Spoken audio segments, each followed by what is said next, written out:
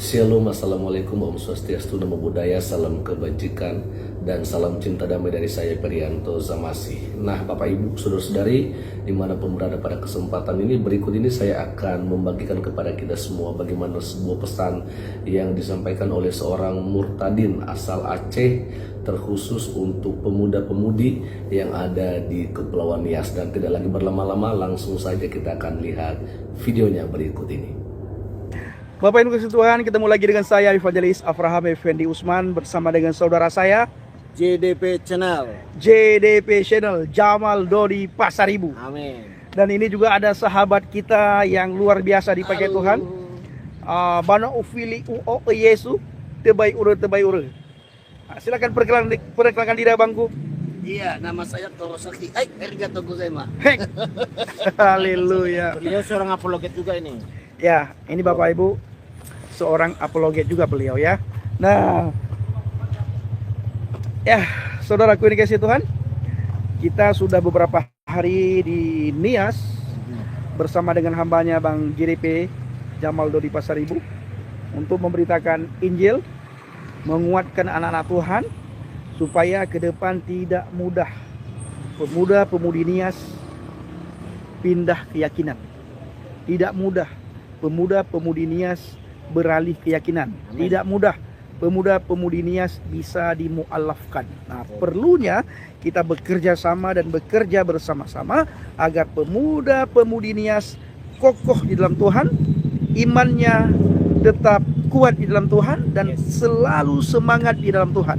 Amin. Nah, ini tugas kita semua Bapak Ibu, bukan tugas pendeta, bukan tugas sinode, bukan tugas gereja, tugas kita semuanya. Yes. Kenapa saya katakan tugas kita semuanya? Karena hari-hari ini para guru palsu itu selalu masuk ke kantong-kantong Kristen untuk menggoyangkan iman anak-anak Tuhan di pedalaman, khususnya di kantong-kantong Kristen.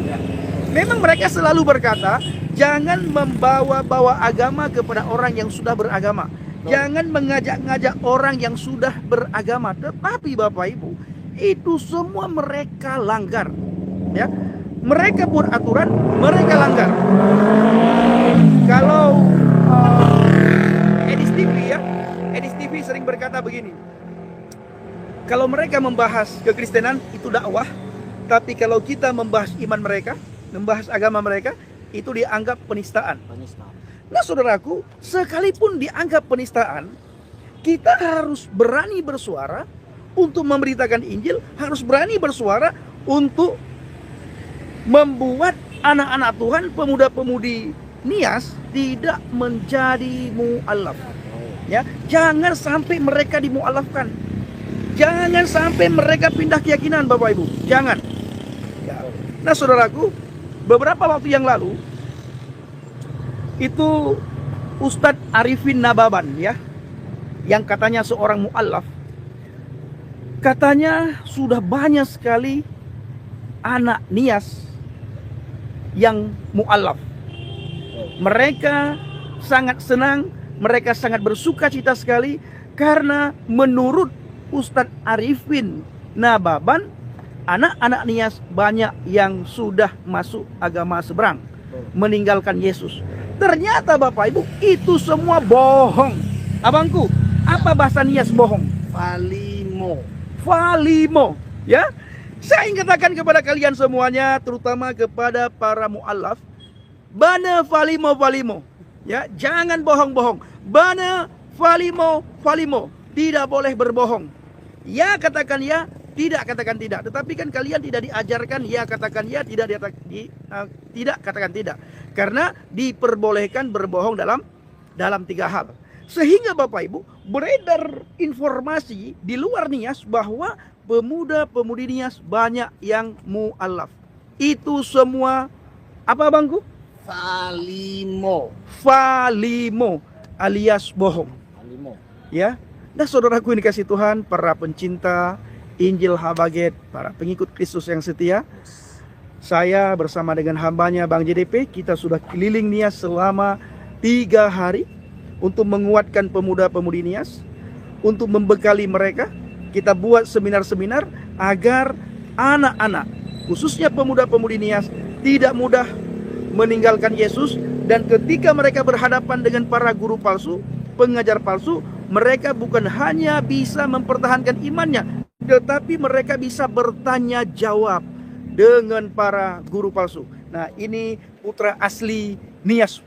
Ya, silakan abangku berbicara dalam bahasa Nias. Ya, Yahobu Fefu, ya apa ini Fatune Bang Effendi memang benar bahwa mereka itu tidak jelas datule bahwa atau di mualaf ba kota Gunung Stolik di Pulau Nias. Fefu daene Valimo. Kami bersama-sama dengan hambanya. Oke, abangku, my brother, silakan. Ya, jadi ternyata isu yang dibangun oleh Ustadz Abdul Aziz Laia itu ya, salah satu Ustadz yang ngaku dari Pulau Nias, berkata sudah terjadi pemualapan besar-besaran di Gunung Stoli dan di Teluk Dalam, di Gomo, katanya di Idanegawo. Kita cek ternyata Bokoy. Bokoy bahasa Mentawai, bohong. Kalau bahasa Nias, di bahasa Nias Valimo. Valimo, Bano, Valimo. Justru orang yang murtad yang banyak, saudara. Karena apa? Mereka sudah malu. Kenapa, saudaraku? Mereka dengar di sana orang Nias ibadah di geruduk di padangnya. Nah, begitu orang Nias bertanya di sini kepada orang Padang, wah, malu sekali orang Padang, saudaraku. Berkata, memang agama kami ini bikin malu katanya. Jadi mereka sangat malu sekali. Dan kita lihat, saudara yang terkasih, menurut abang yang kemarin kita jumpa yang itu, bahwa justru murtadin bertambah di sini, saudara. yes, Bertambah dengan luar biasa. Keren Yes. sekali. Ya, Bang ya? Yes. Betul. Bertambah-tambah, dan kita lihat di sini bagaimana kota Nias salib. Wow. Intinya ada tunggu ya, tunggu salib. Salib, saudara. Satu hal yang baru saya pahami lagi. Jadi kan sering diisukan ya, Kristen itu dibawa penjajah Belanda. Ternyata Nias juga, saudaraku, Jerman. Diperlihatkan saudaraku. Ludwig Ernest Ginger. Wow. Jadi misionaris itu juga Jerman loh. Bukan Belanda, sama kayak Tanah Batak juga Jerman. Sementara Jerman tidak pernah menjajah Indonesia. yes. Misionarisnya Jerman gitu. Ah, Jerman. Ludwig Ernest. Ya, ini adalah yang membawa berita Injil di Pulau Nias. Siapa namanya? Ludwig. Baca dulu Pak, saya kurang tahu. Haleluya. Tinggal dia nginger. Nah, jadinya Ya, sini dan ini ini semuanya. artinya apa? Sinenci Badano apa? Ini pendeta Badan Liha sedang membawa Injil, berita Injil, dan ini semuanya ya 100 tahun lalu. 150 tahun yang lalu misi di Nias. Yes, 150 tahun yang lalu misi di Nias yang membawakan adalah seorang misionaris dari Jerman. Jerman. Bukan Belanda. Bukan Belanda, ya. Satu lagi saudaraku. Ah, Lihat itu. Toa. Wow, Toa, saudaraku. Wow. Gimana Toa? Itu di atas Itu. sebelah sini. Ah, udah. 6 Toa, saudaraku. Toa. Mana ya? Saudara lihat ini kiri. Di sini ada Toa. Mana ya nampaknya? Bisa di zoom nggak ya? kita zoom toanya ya Bapak Ibu ya. Ini kalau kita ini apa ini? Kanan kiri Toa. Yes, ya. Saudara bisa nampak di sini. Sini saudara. Ujung dalam dekat itu. Ya. Ada kan? Tuh. Sama dia Yes. samping kiri kanan. Ini Bapak Ibu harus ditiru ya. Di kantong-kantong Kristen yang lain ya. Bikin toa saudaraku. Perdengarkan firman Tuhan hari-hari tertentu dan perdengarkan puji-pujian rohani ya. 6 toanya, saudara. 6 toa ya. Itu lagi 6 toa. Ini luar biasa Bapak Ibu. Jadi saudaraku yang dikasih Tuhan, para pengikut Kristus yang setia, para pencinta Injil Habaget, saya ingin sampaikan satu hal kepada kita semuanya ya. Jangan takut untuk memberitakan Injil. Jangan takut untuk bersaksi teman-teman. Jangan takut untuk memberitakan Injil. Jangan takut untuk bersaksi.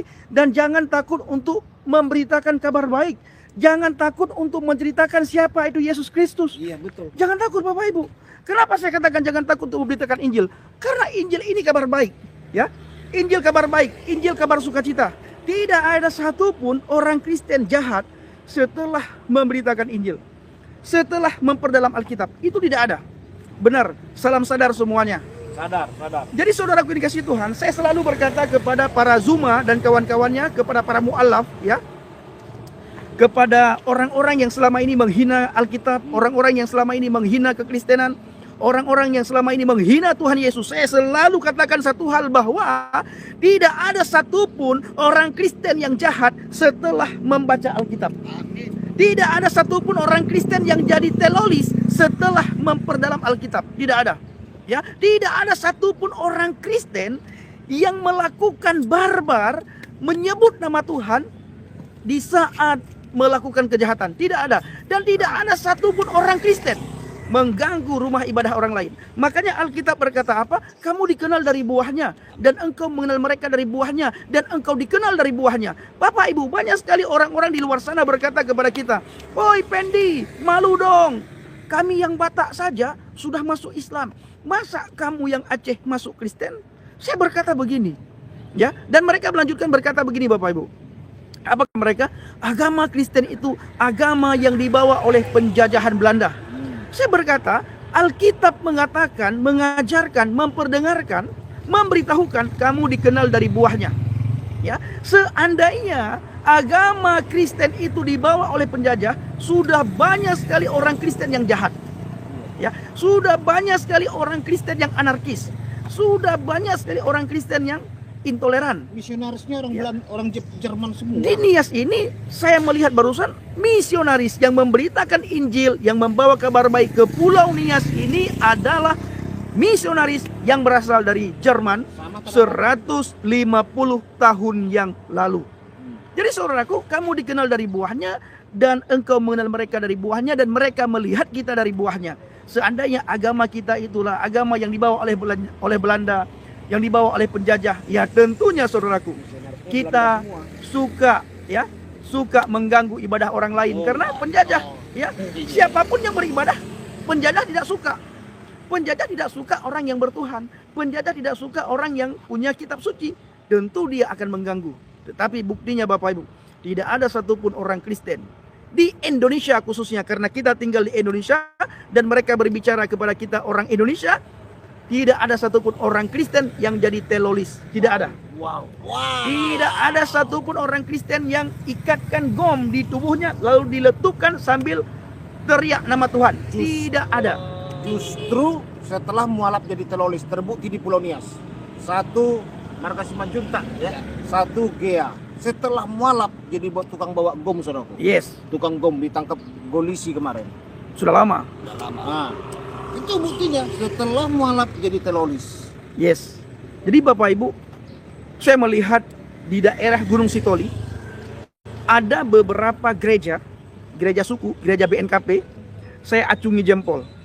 Saya berdoa supaya kepada Eporus, kepada para hamba Tuhan, panatua, para pendeta, saudara diberkati Tuhan. Ya, saudara harus bersehati, harus bersatu, supaya ke depan tidak ada lagi pemuda-pemudi Nias yang meninggalkan Yesus. Bano ufili uo Yesus tebai ure. Nias tegas, keren Nias banget. tegas Bapak Ibu. Luar biasa. Saya sangat bersyukur. Keren banget. Saya sangat senang sekali Pakai di toa. Nias ada beberapa gereja, mereka pakai toa, mereka memperdengarkan firman, mereka memperdengarkan pujian rohani Bapak Ibu. Bentar Bahkan lagi, apologet diperdengarkan di toa. bahkan ya, ada satu anak Tuhan yang sangat berani itu memperdengarkan apologet. Dia memperdengarkan Edis TV. Dia juga pernah memperdengarkan kesaksian saya. Tujuannya apa? Agar orang mendengarkan nama Yesus. Saudara, kita harus melihat, ya, memperhatikan, dan kita juga harus mengambil contoh dari mereka. Bagaimana keberanian mereka memperdengarkan imannya kepada penduduk setempat, kepada daerah setempat, kepada wilayah setempat. Dimanapun mereka berada, mau di kantong Kristen sekalipun, mereka tetap memperdengarkan imannya. Satu hari 5 kali memperdengarkan imannya. Dan bahkan saudaraku, anak-anak kita Karena seringnya mendengar suara tersebut, sehingga anak-anak kita tanpa diajarkan, mereka bisa menghafal suara yang mereka perdengarkan 5 kali tanpa diajarkan. Ini kenapa? Karena sering diperdengarkan. Sering diperdengarkan. Apakah kita orang Kristen memperdengarkan iman kita kepada dunia atau tidak? Kalau kita tidak memperdengarkan iman kita kepada dunia, maka dunia akan memperdengarkan imannya kepada kita, saudaraku. Saya sering berkata seperti itu. Karena iman timbul dari pendengaran, pendengaran akan firman Tuhan, pendengaran akan firman Kristus. Kalau kita tidak memperdengarkan, Bapak Ibu, siapa lagi yang memperdengarkan? Mumpung, saudaraku, ya, Nias mayoritas. Nias itu hebat. Perdengarkan iman kepada orang-orang yang ada di Nias. Terus perdengarkan, terus kumandangkan Injil, terus kumandangkan Yesus, agar anak-anak Nias ke depan kuat di dalam Tuhan. Tidak ada pemuda-pemudi Nias yang bisa dimualafkan. Lalu timbul pertanyaannya, tapi ada kok Bang Pendi, orang-orang Nias sudah mualaf? Ada, Bapak Ibu. Mereka mualaf itu karena Nah, itu dia Bapak Ibu, saudara-saudari, bagaimana tadi apa yang disampaikan oleh Evangelis Effendi Usman. Ya, ini tentunya terkhusus untuk saudara-saudari kita yang ada di Kepulauan Nias, ya. Beliau Effendi Usman, beliau adalah seorang hamba Tuhan yang luar biasa Tuhan pakai, berasal dari Aceh, ya. Dengar Aceh pasti identik dengan Muslim, ya, karena memang kita tentunya tahu sendiri Bapak Ibu saudara-saudari bahwa di daerah Aceh itu mayoritas saudara-saudara kita yang beragama Islam, ya. Dan Pak Effendi Usman juga dulunya beragama Islam, ya. Tetapi kemudian akhirnya beliau dipilih oleh Tuhan menjadi seorang hamba Tuhan yang luar biasa. Tentunya latar belakangnya ada sebuah cerita, ya, bagaimana pengalaman hidupnya boleh menjadi seorang yang percaya kepada Kristus, dan itu bukan gampang, ya. Dan beliau juga bukan dibujuk oleh siapapun juga, tetapi ya memang ya seseorang yang menjadi yang percaya kepada Kristus itu adalah memang pilihan Tuhan, ya. Tidak diiming-imingin soal harta dunia, ya kan, tidak ada, ya. Karena justru saya mau beritahu bahwa menjadi pengikut Kristus, ya, justru banyak masalah yang akan dihadapi, ya, di dunia ini. Yesus saja juga, ya, menderita, dan Yesus pernah juga memesankan kepada muridnya dan kepada kita semua orang yang percaya kepada Kristus bahwa siapa yang mengikut Dia, ya, maksudnya Yesus, maka dia harus siap untuk memikul salib, seperti begitu teman-teman, ya. Jadi artinya bahwa Pak Effendi Usman juga mengalami hal yang sama ketika menjadi seorang yang percaya kepada Kristus, keluar dari agama sebelumnya, ya tentu saja, ya, beliau pernah menyaksikan bahwa dia juga akhirnya dimusuhi oleh saudara-saudarinya, ya, keluarganya, Bapak Ibu saudara-saudari. Dan ya, beliau memang melewati semuanya itu, ya, dengan proses-proses yang sangat luar biasa, tetapi beliau tetap kokoh di dalam iman kepada Tuhan Yesus Kristus, karena dia percaya bahwa hanya satu pribadi yang sudah menjamin keselamatan, ya, yaitu Yesus Kristus, ya. Nah, Bapak Ibu saudara-saudari, terkait apa yang disampaikan oleh beliau atau pesan yang disampaikan oleh beliau kepada pemuda-pemudi atau saudara-saudara kita yang ada di Nias, ya, ini tentunya adalah sebuah hal yang sebenarnya bukan baru, ya, atau asing bagi kita, soal dimana beberapa waktu yang lalu sudah sangat lama bahwa ada kita dengar info bahwa saudara-saudara kita yang dari Muslim ingin melakukan Islamisasi di Kepulauan Nias atau penghijauan seperti begitu. Bagi kita tidak ada yang namanya benci atau alergi dengan mereka, tetapi kita sebagai seorang yang percaya kepada Kristus, yang pertama, bahwa soal agama itu adalah hak asasi manusia. Hanya saja perlu kita ketahui Bapak Ibu Saudara-saudari bahwa bagi saudara kita Muslim, mereka mengenal yang namanya kalau misalnya orang yang sudah punya agama, maka bagi mereka tidak boleh lagi ada orang lain yang menyampaikan ajaran agama yang lain terhadap orang tersebut, begitu. Ya kan ya, sehingga ya kita percaya sebenarnya bahwa yaitu justru lebih bagus. Artinya kalau misalnya ada orang Kristen ya artinya nggak akan diganggu oleh orang Islam ya, atau dia akan dibujuk menjadi seorang Muslim, ya kan? Tetapi kenyataannya tidak seperti begitu. Ya, bagi mereka kalau misalnya mereka yang melakukan dakwah atau membujuk orang yang sudah punya agama untuk masuk ke agama mereka, itu biasa dan itu dinamakan dakwah gitu.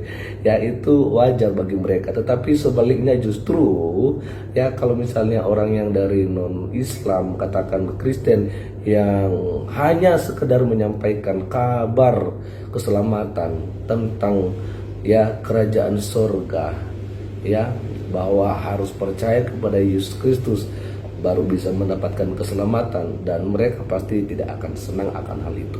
Nah, terkait apa yang disampaikan oleh Pak Effendi Usman, ya memang beberapa waktu yang lalu juga kita sudah mendapatkan video-video ya di mana ada dari saudara-saudara kita yang hendak melakukan dakwah dan ingin melakukan islamisasi seperti begitu, mengajak orang-orang Nias yang sebenarnya orang Nias pada umumnya sudah beragama ya, mayoritas Kristen dan Katolik seperti begitu. Tetapi herannya kenapa mereka yang Muslim ini kenalnya atau mengajarkan orang yang sudah punya agama ya tidak boleh lagi diajarkan oleh orang lain dengan agama-agama atau ajaran-ajaran agama yang lain begitu. Tapi mereka kok malah melanggar gitu loh peraturan yang mereka kenal itu sendiri. Jadi bagi kita ya memang silakan saja sebenarnya. Bagi kita ya orang lain juga mau masuk ya silakan aja gitu ya. Tetapi jangan memaksakan orang untuk masuk. Ya apalagi kalau misalnya mengiming-imingin sesuatu, menjamin kehidupan ke depan, ngasih uang, sekolah dan sebagainya. Ya saya pikir janganlah, harus adil seperti begitu ya untuk saudara-saudara kita yang Muslim yang hendak melakukan hal itu ya. Dan untuk saudara kami yang Kristen, saya terlalu percaya bahwa orang yang sudah benar-benar mengenal Kristus tidak akan mungkin keluar dari kekristenan. Karena kekristenan itu bukan hanya sekedar agama, tetapi bagaimana kita hidup ya, bagaimana kita hidup menjadi orang yang benar-benar mengimplementasikan, yang menghidupi apa yang diajarkan oleh Kristus ya. Dan kita percaya bahwa hanya satu pribadi ya yang menjamin keselamatan, yaitu Yesus Kristus. Dia mengatakan, akulah jalan kebenaran dan hidup, dan tidak ada seorang pun yang datang kepada Bapa kalau tidak melalui aku. Tidak ada seorang pun nabi yang menjamin ya hal yang sama seperti yang Yesus katakan. Ya apapun agamanya tidak ada. Sebab itu sebaik apapun cara orang untuk membujuk kita keluar dari keselamatan yang telah Tuhan anugerahkan kepada kita, maka saya pikir ya coba berpikir lebih baik lagi ya, apakah Anda rela untuk meninggalkan keselamatan yang telah Tuhan berikan kepada kita, yaitu kehidupan yang kekal di kerajaan surga, atau justru ingin ya beralih ke agama lain hanya untuk memiliki harta dunia yang saat ini ya, dan ini pun tidak kekal ya. Harta dunia akan kita tinggalkan, dan sebab itu ya kalau misalnya Anda meninggalkan keselamatan, maka Anda akan binasa. Bapak Ibu saudara-saudari kami yang di Nias secara khusus ya, mari saya di sini tidak melarang Anda ya untuk mendengarkan apa yang disampaikan oleh siapapun juga, tetapi soal iman, soal keselamatan, saya mengajak ya mari kokohkan iman kepada Tuhan, tetaplah percaya. tetaplah percaya bahwa hanya Yesus yang menjamin keselamatan. Ya, hanya Dia yang bisa memberikan kita sebuah jaminan. Ya, kalau di agama lain mungkin ada istilah mudah-mudahan, tapi Yesus mengatakan pasti. Bukan kita orang Kristen yang mengatakan pasti keselamatan, tetapi Yesus yang menjamin itu. Jadi banyak orang yang mengatakan orang Kristen itu sendiri yang bilang begitu, bahwa Yesus akan menyelamatkan mereka. Tidak, tetapi memang Yesus Kristus sendiri yang menjamin keselamatan. Ya, bukan kita yang mengklaim bahwa kita selamat, tetapi Yesus ya yang menyampaikan, memberi pernyataan bahwa Dia adalah jalan, kebenaran, dan hidup, dan barang siapa yang hidup di dalam Dia akan mendapatkan kehidupan yang kekal, akan mendapatkan keselamatan. Karena dikatakannya bahwa tidak ada jalan lain untuk masuk surga kecuali melalui Dia. Ya kan? Jadi jalan untuk masuk surga itu hanya satu, hanya lewat Yesus, enggak lewat yang lain. Ya, kalau misalnya ada orang yang mengatakan banyak jalan menuju Roma, halo, kita tidak sedang menuju Roma ataupun menuju Madrid atau kota manapun, tetapi kita sedang menuju surga, dan jalannya hanya melalui Yesus. Ingatlah itu Bapak Ibu Saudara-saudari. Itu aja mungkin yang bisa saya sampaikan pada kesempatan ini, dan kiranya kita semuanya tetap dalam pemeliharaan Tuhan kita Yesus Kristus. Selamat sore. Tuhan Yesus memberkati kita semua. Shalom. Assalamualaikum. Om Swastiastu, Namo Buddhaya, salam kebajikan dan salam cinta damai dari saya Perianto Zamasi.